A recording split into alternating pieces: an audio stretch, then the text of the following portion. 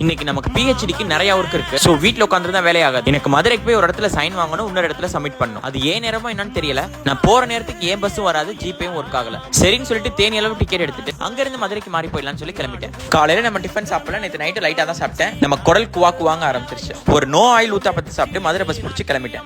இந்த பஸ்ல ஜிபேல மனசை விட்டேன். மதுரையில இறங்கி நமக்கு தெரிஞ்ச பையன் சமீரை தான் வர சொன்னேன். போற வழியில கொஞ்சம் ஹைட்ரேஷனுக்கு இளநியை சாப்பிட்டு காலேஜ் போய் சயின்ஸ் சக்சஸ்ஃபுல்லா வாங்கியாச்சு. அவனுக்கு வேற வேலை இருந்துச்சு. எனக்கு நீ யூனிவர்சிட்டியில போய் சப்மிட் பண்ற ஒர்க் தான். நீ கிளம்பட, நான் பாத்துக்கிறேன்னு சொல்லி டவுன் பஸ் பிடிச்சிட்டு கிளம்பிட்டேன். யூனிவர்சிட்டிக்கு போகவே 4 மணி ஆயிடுச்சு. ஒரு வழியா எந்த தாமதம் இல்லாம கொடுத்தோனே வாங்கிட்டாங்க. நம்ம மதுரை அவுட்டர்ல இருக்கனால டவுன் பஸ் ஆட்டோவை பிடிச்சி தான் மெயின் பஸ் ஸ்டாண்ட் போனோம். மதுரையில வெயில் செருப்பு கழட்டி அடிச்சாப்ல இருந்துச்சு. அவ்வளவு வெயில் தாங்க முடியல. ஒரு வழியா ஓடி பஸ் பிடிச்சி தேனி பஸ் ஏறிட்டேன். ஒரு வழியா இந்த பஸ்ல நான் ஜிபேல டிக்கெட் எடுத்துட்டேன். ஒர்க் முடிஞ்சு வீட்டுக்கு போகவே 7 மணி ஆயிடுச்சு. போகவும் தான் எங்க அம்மா சொல்றாங்க நம்ம 9 மணிக்கு கோயம்புத்தூர் கிளம்புறோம். சோ ஹரிபரியா கொஞ்சம் கட்டிங் ஒர்க்லாம் இருந்துச்சு. அதையும் சக்சஸ்ஃபுல்லா முடிச்சுட்டு மஞ்சள் பைய தூக்கிட்டு கோயம்புத்தூர் கிளம்பி நாளை முடிச்சுக்கிட்டேன். அவ்வளவுதாங்க சொல்ல முடியல. இதோட இந்த டேஸ்ட் சொல்ல முடிஞ்சிச்சு. பாய், நாளைக்கு பார்க்கலாம்.